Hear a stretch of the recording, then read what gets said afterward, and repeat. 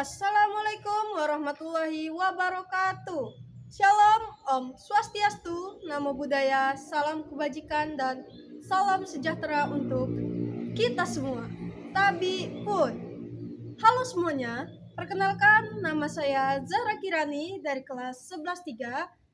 Di sini saya akan membahas tentang mitigasi bencana alam yang terjadi di tsunami Aceh pada tahun 2004.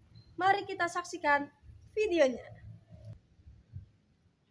Pertama-tama, di sini saya akan menjelaskan kondisi alam Aceh secara geografis sebelum terjadinya kejadian tsunami pada tahun 2004. Kondisi geografis dan alam Aceh sebelum tsunami pada 26 Desember tahun 2004 merupakan gambaran wilayah pesisir yang sangat kaya akan sumber daya alam, namun secara tektonik berada di salah satu zona paling dinamis dan berbahaya di dunia. Sebelum terjadinya tsunami Aceh 2004, wilayah Aceh sebenarnya sudah memiliki kondisi geografis yang sangat kompleks dan rentan terhadap bencana alam. Secara geologis, Aceh berada di pertemuan dua lempeng besar dunia. Yang pertama, lempeng Indo-Australia dan lempeng Eurasia. Di lepas pantai barat Aceh terdapat zona subduksi yang aktif, di mana lempeng Indo-Australia terus menunjam ke bawah lempeng Eurasia dengan kecepatan sekitar 5 hingga 7 cm per tahun. Selama ratusan tahun, tekanan di zona ini terus menumpuk tanpa pelepasan energi yang besar, sehingga menciptakan potensi bencana yang sangat dahsyat. Dari segi bentuk, garis pantai Aceh juga memiliki karakteristik yang berbeda.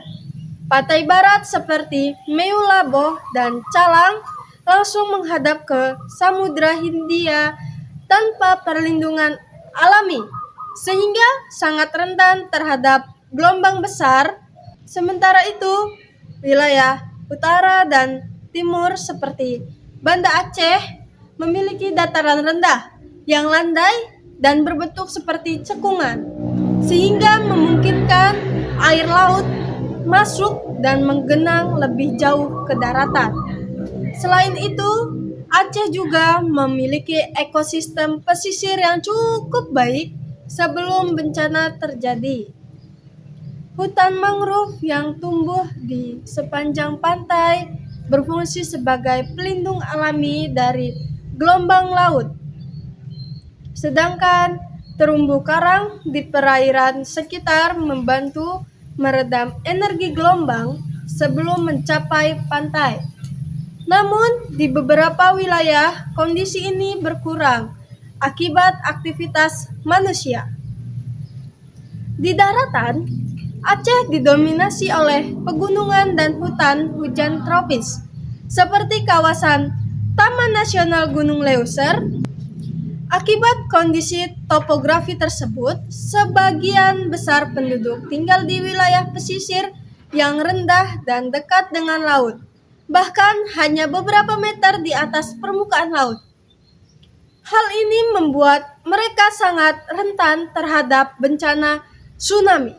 Selain itu, banyak sungai besar yang bermuara ke laut, seperti Krueng Aceh. Sungai-sungai ini memiliki muara yang lebar dan landai, sehingga ketika gelombang besar datang, air laut dapat dengan mudah masuk jauh ke daratan melalui aliran sungai tersebut.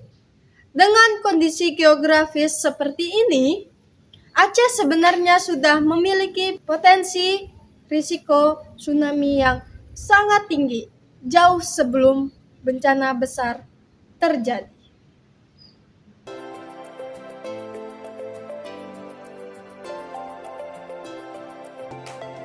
Tsunami disebabkan oleh adanya perubahan atau deformasi pada dasar laut. Peristiwa deformasi pada dasar laut dapat disebabkan oleh adanya gempa bumi tektonik dengan magnitudo lebih besar dari 7, dan kedalaman sumber gempa kurang dari 70 km.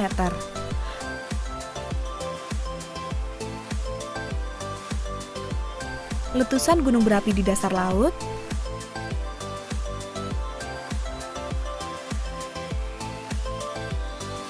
longsoran yang terjadi di dasar laut atau longsoran di darat yang masuk ke dalam laut, dan meteor yang jatuh ke laut. Pernah mendengar istilah zona megatrust? Zona megatrust merupakan daerah pertemuan lempeng tektonik. Lalu, bagaimana zona megatrust memicu gempa dan tsunami di Indonesia? Pergerakan penunjaman lempeng Samudra Indonesia-Australia ke bawah lempeng benua Eurasia terkunci di bidang kontak antar lempeng.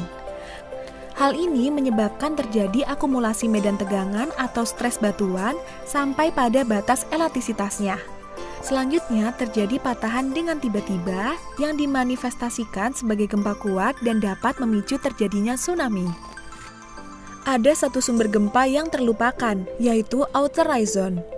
Bukan hanya sumber gempa subduksi lempeng, outer ray zone atau sumber gempa di luar zona subduksi juga sebagai ancaman gempa kuat yang berpotensi menimbulkan tsunami. Ketinggian tsunami di laut relatif lebih rendah, namun memiliki kecepatan yang sangat tinggi. Semakin mendekati daratan, tinggi gelombang tsunami akan semakin meningkat. Namun, kecepatannya akan semakin berkurang. Ketinggian tsunami juga dipengaruhi oleh bentuk pantai. Bentuk pantai yang terbuka akan menghasilkan gelombang tsunami yang relatif pendek. Sedangkan bentuk pantai berupa teluk akan menghasilkan gelombang tsunami relatif lebih tinggi. Karena sifatnya yang datang dengan cepat, maka kita harus mengenali tanda datangnya tsunami. Sebelum datangnya tsunami, terlebih dahulu akan terasa getaran yang kuat karena gempa bumi yang menyebabkan kita susah berdiri. Dan pada umumnya diikuti dengan surutnya permukaan air laut, serta terlihat gelombang panjang berwarna pekat di horizon sejajar permukaan air laut.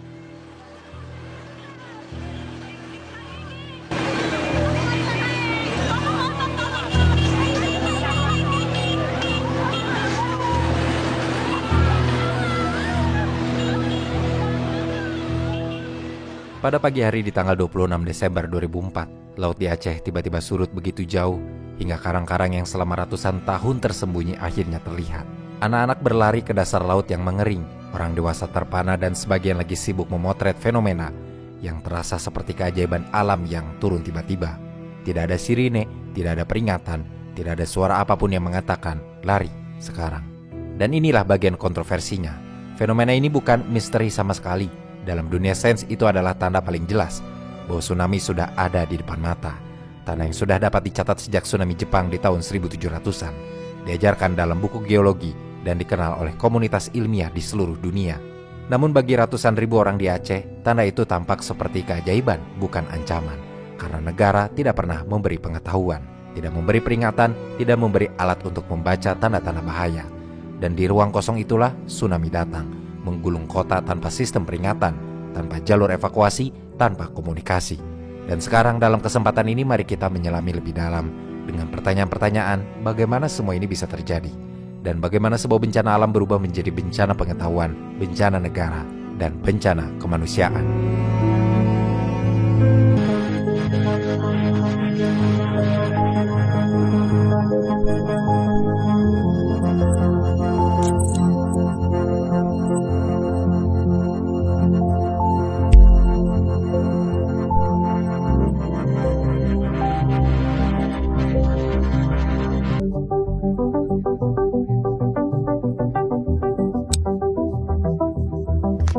Jadi, tsunami Aceh tahun 2004 itu sebenarnya terjadi karena proses alam yang sangat besar.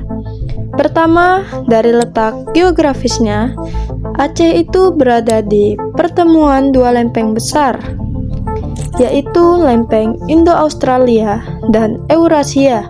Di sini ada zona yang namanya zona subduksi, tempat satu lempeng nyelip ke bawah lempeng yang lainnya. Nah, masalahnya, selama ratusan tahun, lempeng ini saling menekan dan saling menyimpan energi. Kedua, saat tekanannya udah nggak kuat ditahan, terjadilah gempa yang sangat besar. Kekuatannya sampai lebih dari 9 skala magnitudo. Dasar laut tiba-tiba terangkat dalam hitungan detik. Akibatnya, air laut yang ada di atasnya ikut terdorong naik dan menciptakan gelombang besar, yaitu tsunami. Di tengah laut, gelombang ini sebenarnya cepat sekali. Bahkan bisa secepat pesawat. Tapi pas mendekati pantai, kecepatannya turun dan justru berubah jadi gelombang yang sangat tinggi, bisa sampai puluhan meter. Terakhir, kondisi pantai Aceh juga bikin dampaknya makin parah. Pantainya terbuka langsung ke samudra, jadi nggak ada penghalang. Ditambah lagi daerahnya datar, jadi air laut bisa masuk jauh ke daratan. Makanya, tsunami ini jadi salah satu bencana paling dahsyat dalam sejarah. Halo semuanya, perkenalkan nama saya Hanifah Al-Afia dan rekan saya. Zahra Kirani, Kami dari kelas 11-3. Kali ini kami akan membahas tentang mitigasi bencana alam dan mengangkat studi kasus bencana tsunami yang terjadi di Aceh pada tahun 2004. benar sekali. Peristiwa ini dikenal sebagai salah satu bencana terbesar di dunia modern, yaitu tsunami Aceh 2004. Peristiwa ini mengajarkan kita tentang banyak pelajaran. Baik, langsung ke pertanyaan yang pertama. Sebenarnya, apa yang terjadi pada peristiwa tsunami Aceh tahun 2004? Tsunami Aceh 2004 terjadi akibat adanya gempa bumi berkekuatan sangat besar di dasar laut, tepatnya di zona subduksi lempeng tektonik. Gempa ini memicu pergeseran dasar laut secara tiba-tiba sehingga menghasilkan gelombang tsunami yang sangat besar dan bergerak cepat menuju daratan atau pesisir Aceh, sehingga menyebabkan tsunami itu terjadi. Baik, ke pertanyaan kedua. Apa penyebab utama terjadinya tsunami tersebut? Penyebab utamanya adalah gempa bumi bawah laut akibat pergerakan lempeng tektonik. Secara alami, Indonesia berada di kawasan cincin api atau yang biasa kita sebut dengan Ring of Fire, sehingga rawan gempa dan tsunami terjadi. Selain itu, pada saat itu sistem peringatan tsunami itu kan masih sangat terbatas, sehingga masyarakat Aceh tidak memiliki cukup waktu untuk melakukan evakuasi. Lalu, dampak apa saja yang ditimbulkan oleh tsunami tersebut? Dampak yang ditimbulkan dari tsunami tersebut sangat besar, yaitu dari segi kemanusiaan dan dari segi lingkungan. Ratusan ribu orang meninggal dunia dan banyak yang kehilangan tempat tinggal. Infrastruktur seperti rumah, jembatan, jalan, serta sekolah juga banyak yang rusak parah. Dari segi ekonomi, aktivitas manusia lumpuh total.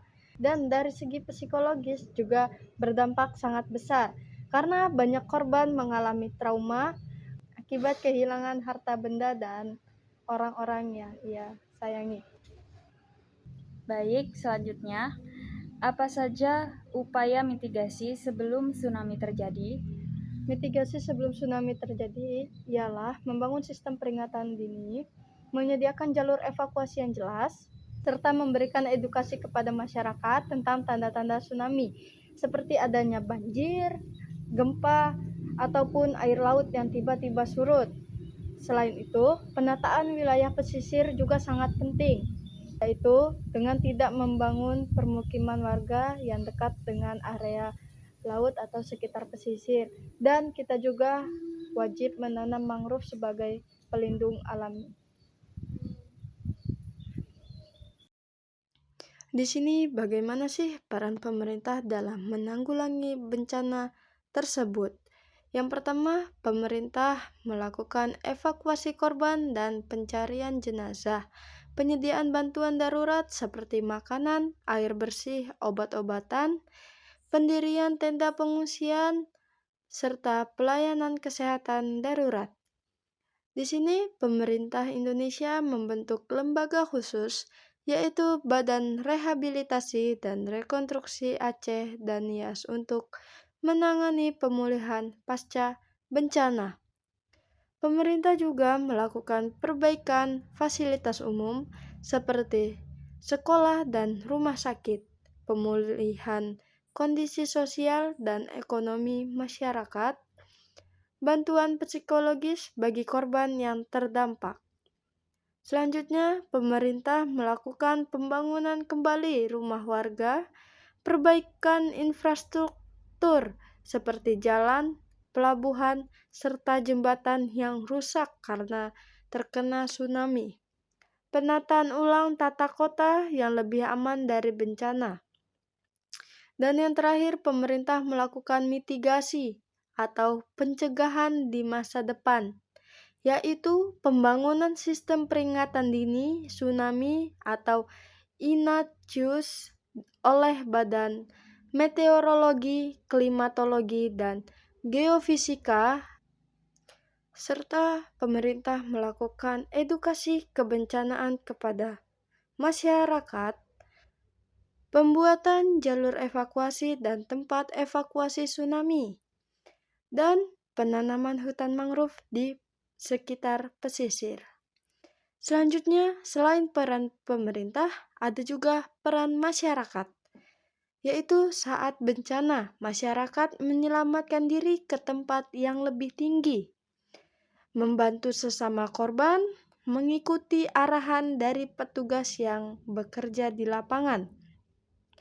Setelah bencana juga, masyarakat bergotong royong membersihkan lingkungan, saling membantu dalam pemulihan kehidupan, mengikuti program rehabilitasi, dan yang terakhir dalam mitigasi. Masyarakat juga harus memahami tanda-tanda tsunami, mengikuti simulasi evakuasi, menjaga kelestarian lingkungan pesisir, dan masyarakat juga harus paham akan tanda-tanda yang sudah diberikan oleh petugas di lapangan. Dan yang terakhir ada peran internasional, karena bencana ini sudah masuk ke dalam status internasional. Bencana ini mendapatkan bantuan besar dari dunia internasional, bantuan dana dan logistik dari berbagai negara, keterlibatan organisasi seperti Perserikatan Bangsa-Bangsa, lembaga kemanusiaan seperti Palang Merah Internasional.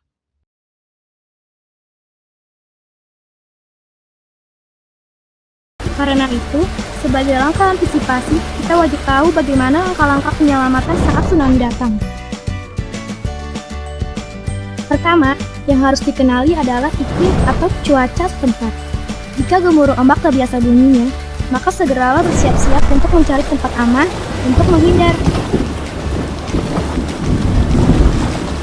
Terutama tanah-tanah lapang atau daratan yang lebih tinggi dari laut.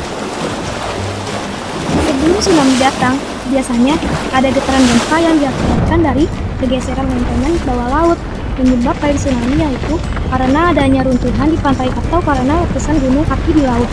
Nah, jika ada gempa tak wajar, maka segeralah bersiap untuk menyelamatkan diri. Sahabat tangguh juga wajib mengikuti info terbaru, baik melalui media televisi maupun media sosial resmi milik pemerintah ya. Dan yang terpenting, patuhi bunyi alarm tanda-tanda datangnya tsunami, sehingga kita bisa segera menyelamatkan diri. Selanjutnya, usahakan jangan panik berlebihan. Perhatikan orang-orang terdekat dan barang-barang berharga untuk diselamatkan ya sahabat tangguh. Seperti biasa, catat nomor penting dan hubungi posko pertolongan terdekat, sehingga kita bisa merasa aman dan terpenuhi kebutuhan selama bencana terjadi.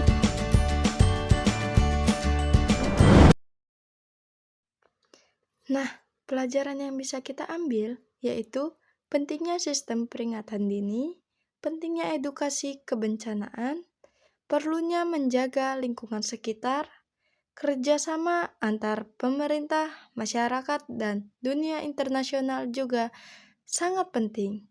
Dan yang terakhir, kesimpulan. Tsunami Aceh 2004 memberikan pelajaran sangat besar bahwa bencana dapat menimbulkan dampak yang sangat luas. Namun, dengan penanggulangan yang tepat dan kerjasama semua pihak, pemulihan dapat dilakukan dan risiko di masa depan dapat dikurangi. Sekian yang dapat saya sampaikan, kurang lebihnya saya mohon maaf.